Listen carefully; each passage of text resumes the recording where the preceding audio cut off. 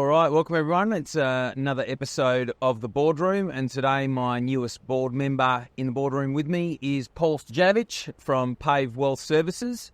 G'day Paul, how are you, mate? Good, thanks, Oscar. Thanks for joining me today. You had a bit of a surf out Meadams today, mate? I did. It was nice, fat and slow. Yeah, well, not the greatest waves today. As well's dropped a little bit from yesterday and a little bit fat for Paul, but it's not always about the quality of the waves. It's about getting out in the water and just...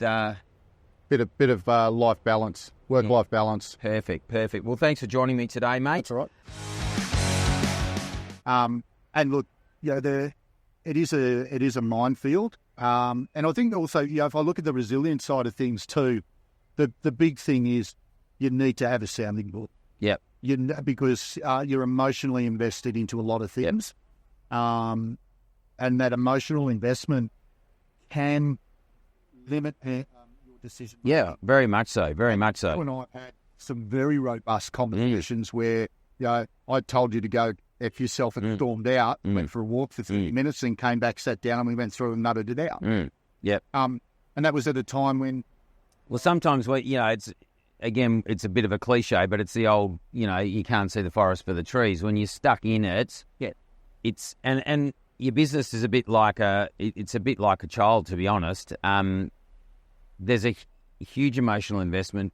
There's pride and there's ego attached to starting something and being part of something and building something. And so sometimes, when people are questioning you or just pointing things out, it can be hard to deal with. But having that external opinion, it's not about taking that opinion just willy-nilly, holus bolus, but, okay, I've considered that opinion and I can see it and I'm going to incorporate that opinion in my decision-making, or I'm going to say, well, okay, I've listened and considered your opinion. It's not relevant for me and how I'm going to do things in my business or in my life, but at least I've now considered everything. I've broadened my facts on which I can base my decision rather than being quite blinkered, right? So that's beautiful.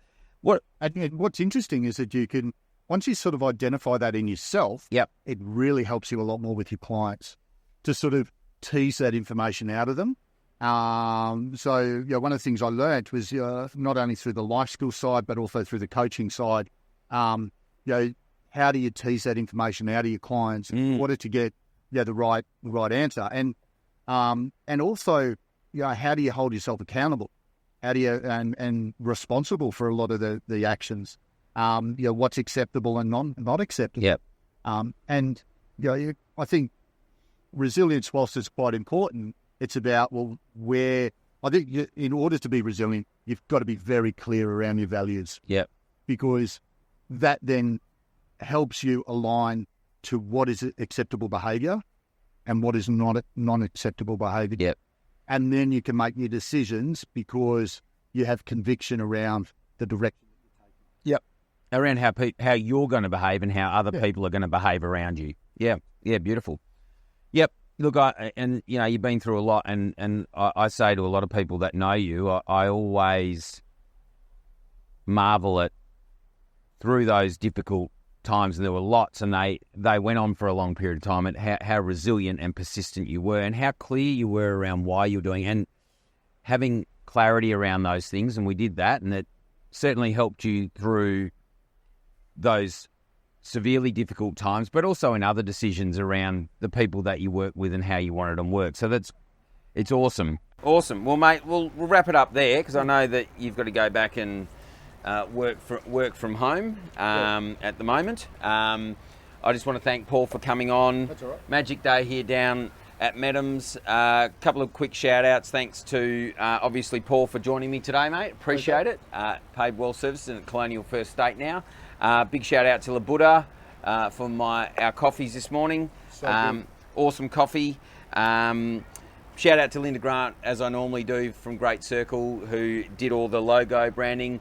Damon Hayes from WA, and Zach Ogram, who shaped my awesome board there. So Zach, your dad shapes my boards. Yeah, Mark Ogram, one of the legends. No, I don't want to Mal.